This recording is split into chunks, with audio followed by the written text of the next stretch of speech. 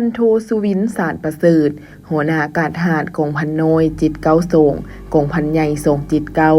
ซึ่งเป็นกองเกียรติยศกองทัพประชาชนลาวให้สัมภาษณ์ในวันที่4พฤศจิกายน2025ว่าข้าพเจ้ามีความรู้สึกภาคภูมิใจที่ได้เป็นตัวแทนในการเข้าร่วมเฉลิมฉลองวันชาติครบรอบ50 ปีที่จะมาถึงในโมโมนี้มีความรู้สึกภาคภูมิใจที่ได้เป็นตัวแทนในการเข้าร่วมเฉลิมฉลองวันชาติครบรอบ50 ปีที่จะมาถึงในโมโมนี้แล้วก็ฮู้บุญคุณจากการนำขั้นสูงเป็นต้นแม่นการนำภาครัฐและเว้าร่วมเว้าเฉพาะแม่นการนำกระทรวงป้องกันประเทศที่มีแบบแผน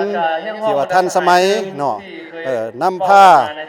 กองทัพประชาชนลาวก้าวขึ้นอย่างบ่หยุดยั้งเนาะขออวยพรให้การนำภาครัฐกระทรวงป้องกันประเทศกระทรวงป้องกันความสงบจงมีสุขภาพเข้มแข็งสีนำ2ก้อนกำลังนี้ให้เติบใหญ่เข้มแข็งและขออวยให้พรพนักงานนักรบ